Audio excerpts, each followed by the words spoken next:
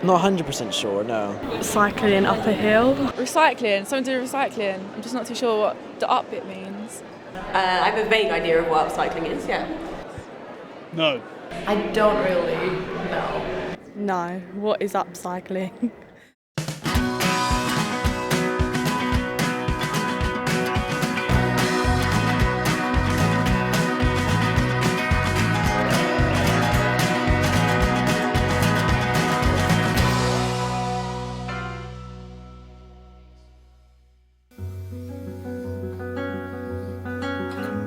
My name is Inma Good here, and I run the Old School Club, which is the space here, and is a creative space for people to come and learn skills, make their own things, make their own creations, and share experiences with other like-minded people.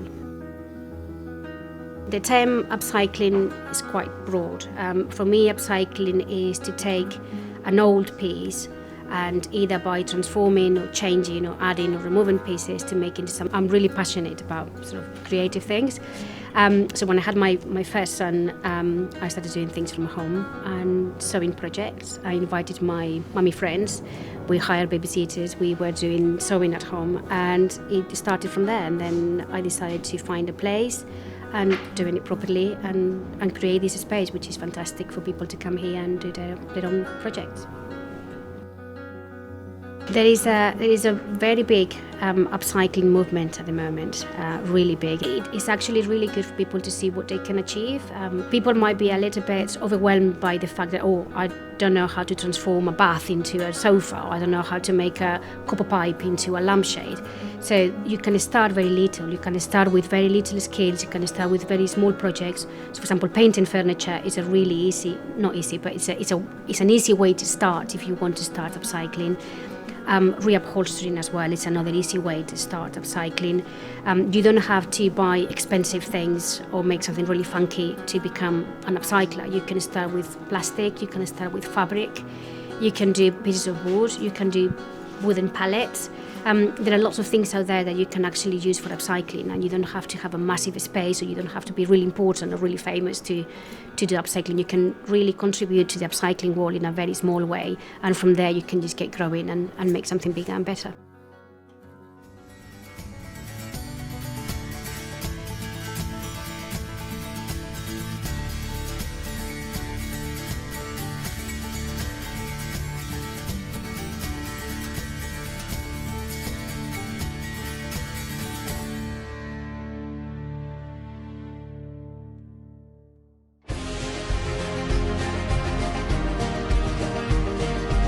My name is Joe Goldstein, and I upcycle bicycles or bicycle components into art or sculptures.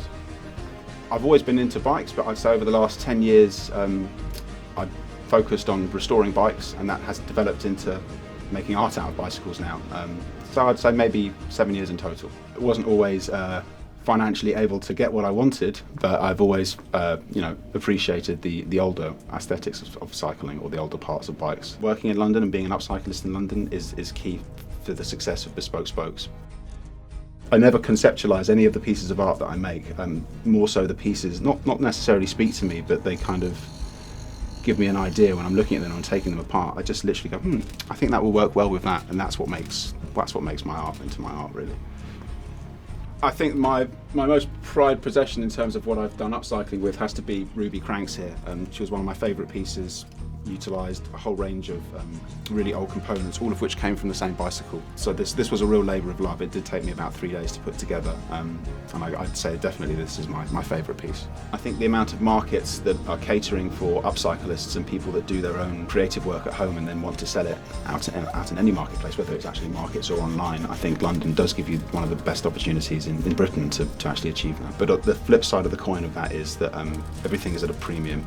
I see a lot of people buying stuff with a mind's view of what they want out of that, but it not being what that is at the first stage. And people want to express their creativity, and I think as we go forward, the drive to do that will push upcycling into a new realm, one that hopefully I'll make some money from.